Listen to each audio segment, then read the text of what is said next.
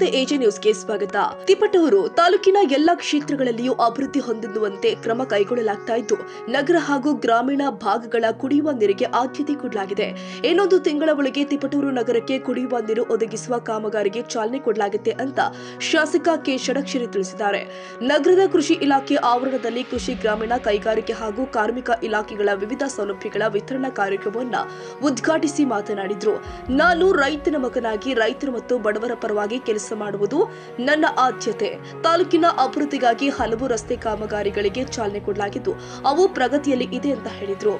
ಗ್ರಾಮೀಣ ಕುಡಿಯುವ ನೀರಿನ ಯೋಜನೆ ಅಡಿ ಗನ್ನಿಗಡದಿಂದ ನೀರು ತಂದು ಮನೆ ಮನೆಗೆ ಪೂರೈಕೆ ಮಾಡುವ ಕಾಮಗಾರಿ ಏಪ್ರಿಲ್ ವೇಳೆಗೆ ಪೂರ್ಣಗೊಳ್ಳುತ್ತೆ. ನಗರ ಕುಡಿಯುವ ನೀರಿನ ಯೋಜನೆ 1 ತಿಂಗಳಿನಲ್ಲಿ ಆರಂಭಿಸಲು ಕ್ರಮ ಕೈಗೊಳ್ಳಲಾಗುತ್ತೆ ಎಂದಿದ್ದಾರೆ. ರಾಜ್ಯದ ಪ್ರತಿಯೊಂದು ಪ್ರಜೆಗೆ ಕನಿಷ್ಠ ಸೌಲಭ್ಯ ಒದಗಿಸುವುದು ಸರ್ಕಾರದ ಧ್ಯೇಯವಾಗಿದೆ. ಯಾವುದೇ ವ್ಯಕ್ತಿ ಹಸಿವಿನಿಂದ ಬಳಲಬಾರದು ಎಂಬ ಉದ್ದೇಶದಿಂದಾಗಿ ಗ್ಯಾರಂಟಿ ಯೋಜನೆಗಳನ್ನು ಜಾರಿಗೆ ತರಲಾಗಿದೆ. ಅನ್ನಭಾಗ್ಯ ಯೋಜನೆ ಅಡಿ 10 ಕೆಜಿ ಅಕ್ಕಿಗೆ ಬದಲಾಗಿ 5 ಕೆಜಿ ಅಕ್ಕಿ, 1 ಕೆಜಿ ಬೇಳೆ ಹಾಗೂ 1 ಕೆಜಿ ಎಣ್ಣೆ ಒಳಗೊಂಡ ಇಂದಿರಾ ಕಿಟ್ ವಿತರಿಸಲು ಬಜೆಟ್ ನಂತರ ಕ್ರಮ ಕೈಗೊಳ್ಳಲಾಗುತ್ತೆ. ಮತ್ತೆ ಮುಂದಿನ ಬಾರಿಯೂ ಕೂಡ ಜನ ಕಾಂಗ್ರೆಸ್ ಪಕ್ಷಕ್ಕೆ ಆಶೀರ್ವಾದ ಮಾಡಿದ್ರೆ ಗ್ಯಾರಂಟಿ ಯೋಜನೆಗಳನ್ನ ಮುಂದುವರಿಸಲಾಗುತ್ತೆ ಎಂದಿದ್ದಾರೆ. ಕೃಷಿ ಕ್ಷೇತ್ರದ ಅಭಿವೃದ್ಧಿಗಾಗಿ ಆಧುನಿಕ ಕೃಷಿ ಪರಿಕರಗಳನ್ನು ವಿತರಿಸಲಾಗ್ತಾ ಇದೆ. ರೈತರು ಆಧುನಿಕ ಕೃಷಿ ಪದ್ಧತಿಯನ್ನ ಅಳವಡಿಸಿಕೊಂಡು ಹೆಚ್ಚಿನ ಇಳುವರಿ ಪಡೆಯಬೇಕು ಅಂತ ಕರೆ ಕೊಟ್ಟಿದ್ದಾರೆ. ಕಾರ್ಮಿಕರ ಮಕ್ಕಳ ಅನುಕೂಲಕ್ಕಾಗಿ 6ನೇ ತರಗತಿಯಿಂದ ಪಿಯುಸಿವರೆಗೆ ಕಾರ್ಮಿಕ ವಸತಿ ಶಾಲೆ ಆರಂಭಿಸಲು ಬಜೆಟ್ನಲ್ಲಿ 38 ಕೋಟಿ ಅನುದಾನ ಮಂಜೂರಾಗಿದೆ. ಇಎಸ್ಐ ಆಸ್ಪತ್ರೆಯೂ ಮಂಜೂರಾಗಿದೆ ಅಂತ ಹೇಳಿದ್ದಾರೆ. ಕೃಷಿ ಇಲಾಖೆ ಸಹಾಯಕ ನಿರ್ದೇಶಕ ಪವನ್ ಕುಮಾರ್ ಮಾತನಾಡಿ, ಆತ್ಮ ಯೋಜನೆ ಅಡಿ ರೈತರಿಗೆ ವಿವಿಧ ಸೌಲಭ್ಯಗಳನ್ನು ನೀಡಲಾಗ್ತಾ ಇದೆ. 1000 ರೈತರ ಜಮೀನುಗಳಲ್ಲಿ ಮಣ್ಣು ಪರೀಕ್ಷೆ ಮಾಡಿ ಮಣ್ಣು ಪರೀಕ್ಷಾ ಕಾರ್ಡ್ಗಳನ್ನು ವಿತರಣೆ ಮಾಡಲಾಗ್ತಾ ಇದೆ ಎಂದಿದ್ದಾರೆ. ತಾಲೂಕು ಪಂಚಾಯಿತಿ ಕಾರ್ಯನಿರ್ವಹಣಾ ಅಧಿಕಾರಿ ಸುದರ್ಶನ್ ಮಾತನಾಡಿ, ರೈತರು ಆಧುನಿಕ ತಂತ್ರಜ್ಞಾನ ಬಳಸಿಕೊಂಡು ಕೃಷಿಯಲ್ಲಿ ಹೆಚ್ಚಿನ ಇಳುವರಿ ಪಡೆಯಬೇಕು. ಕೃಷಿ ಇಲಾಖೆಯಿಂದ ದೊರೆಯುವ ಮಾಹಿತಿಯನ್ನು ಸದ್ಬಳಕೆ ಮಾಡಿಕೊಳ್ಳಬೇಕು ಅಂತ ಸಲಹೆ ಕೊಟ್ಟಿದ್ದಾರೆ. ಅದಕ್ಕೋಸ್ಕರ ನಾವು ಅದನ್ನ ನಿಲ್ಲಿಸಿದ್ರೆ ಇನ್ನ ವಿರೋಧ ಪಕ್ಷದವರು ಬೊಬ್ಬೆ ಆಗ್ತಾರೆ ಅಂತ ಅದಕ್ಕೆ ಪ್ರತ್ಯೇಕವಾಗಿ ಒಂದು ಕಿಟ್ ಅನ್ನು ಮಾಡಿದ್ದೇವೆ. 5 ಕೆಜಿ ಅಕ್ಕಿ ಜೊತೆಗೆ ಆ ಕಿಟ್ ಮುಖಾಂತರ ಈಗ ಬಜೆಟ್ ಘೋಷಣೆ ಆದ್ಮೇಲೆ ಕೊಡ್ತೇವೆ. ಆ ಮುಖ್ಯಮಂತ್ರಿಗಳು ಪಾಪ ಒಪ್ಪಿದ್ರು, ಇಲ್ಲ ಸರಿ ಇದೆ ಮಾಡೋಣ ಅಂತೇಳಿ.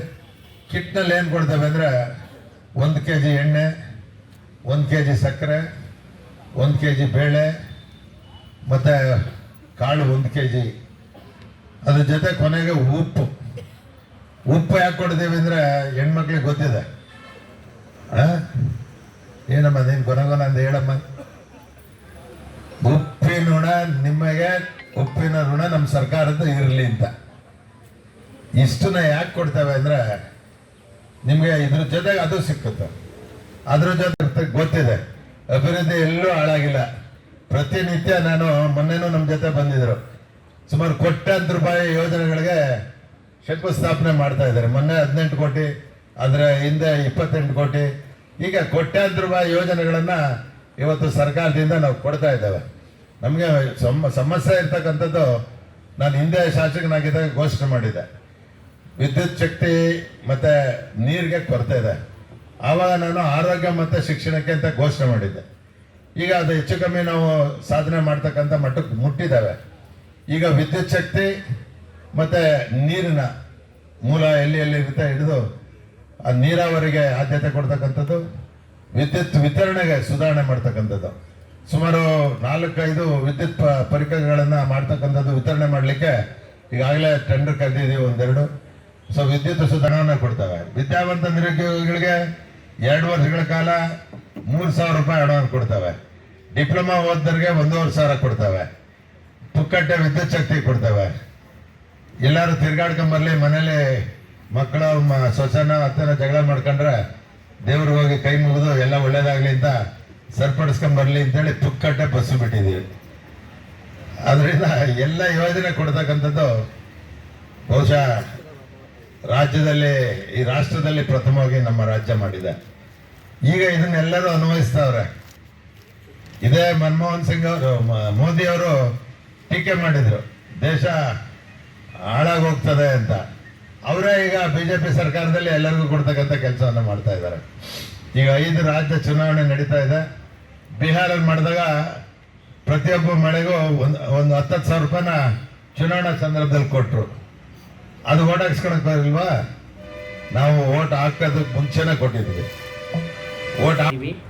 ಆದರೆ ಮೊದಲು ನಾವು ನಮ್ಮ ಮಣ್ಣಿನಲ್ಲಿರುವ ಪೋಷಕಾಂಶಗಳ ಲಭ್ಯತೆಯನ್ನು ತಿಳಿದುಕೊಂಡು ಯಾವ ಪೋಷಕಾಂಶ ಕೊರತೆ ಇದೆ ಆ ಪೋಷಕಾಂಶಗಳನ್ನು ನಿಗದಿತ ಪ್ರಮಾಣದಲ್ಲಿ ನಾವು ಸೇರಿಸಬೇಕಾಗುತ್ತೆ.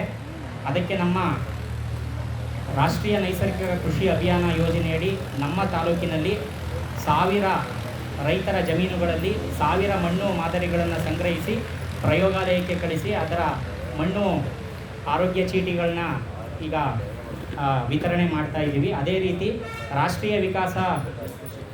ರಾಷ್ಟ್ರೀಯ ಕೃಷಿ ವಿಕಾಸ ಯೋಜನೆಯಡಿ 940 ರೈತರ ಜಮೀನುಗಳಲ್ಲಿ ಮಣ್ಣು ಮಾದರಿಗಳನ್ನು ಸಂಗ್ರಹಿಸಿ ಅವುಗಳನ್ನು ಪರೀಕ್ಷೆ ಮಾಡಿಸಿ ಮಣ್ಣು ಆರೋಗ್ಯ ಚೀಟಿಗಳನ್ನು ರೈತರಿಗೆ ವಿತರಣೆ ಮಾಡ್ತಾ ಇದ್ದೀವಿ.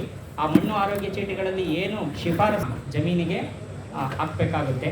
ಇದರಿಂದ ಯಥೇಚ್ಛವಾಗಿ ಹಾಕುವಂತಹ ರಸಗೊಬ್ಬರಗಳ ನಿಯಂತ್ರಣ ಆಗುತ್ತೆ ಮತ್ತು ಖರ್ಚು ಕಮ್ಮಿಯಾಗಿ ಆದಾಯನ ಉತ್ತಮಪಡಿಸ್ಕೋಬಹುದು.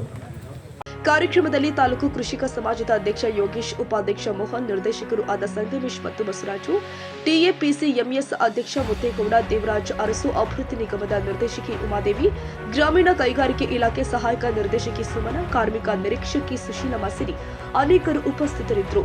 ಬಾಬುಖಾನ್, ತುಮಕೂರು, ಎಜಿ ನ್ಯೂಸ್.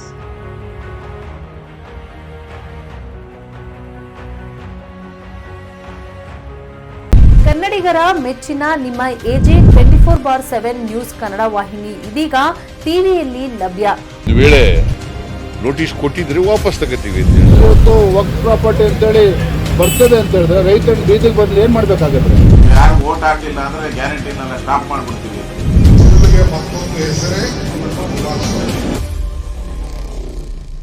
ಕರ್ನಾಟಕ ಮತ್ತು ದೇಶ ವಿದೇಶ 360 ಡಿಗ್ರಿ ಸುದ್ದಿ ಹಾಗೂ ಉತ್ತರ ಕರ್ನಾಟಕ, ಬೆಳಗಾವಿ, ಬಾಗಲಕೋಟೆ, ಧಾರವಾಡ, ಹಾವೇರಿ, ಗದಗ, ಬಿಜಾಪುರ ಜಿಲ್ಲೆಯ ಕ್ಷಣದ ವಿವರವನ್ನ ಪಡೆಯುವುದಕ್ಕೆ ಎಜೆ 24/7 ನ್ಯೂಸ್ ಕನ್ನಡ ವಾಹಿನಿಯನ್ನ ಲೈಕ್ ಮಾಡಿ, ವಿಡಿಯೋಗಳನ್ನು ಶೇರ್ ಮಾಡಿ, ಕಮೆಂಟ್ ಮಾಡುವ ಮೂಲಕ ನಮ್ಮ ವಾಹಿನಿಗೆ ಸಹಕಾರ ನೀಡಿ ಮತ್ತು ಚಾನೆಲ್ ಅನ್ನ ಸಬ್ಸ್ಕ್ರೈಬ್ ಮಾಡಿ. ಧನ್ಯವಾದಗಳು.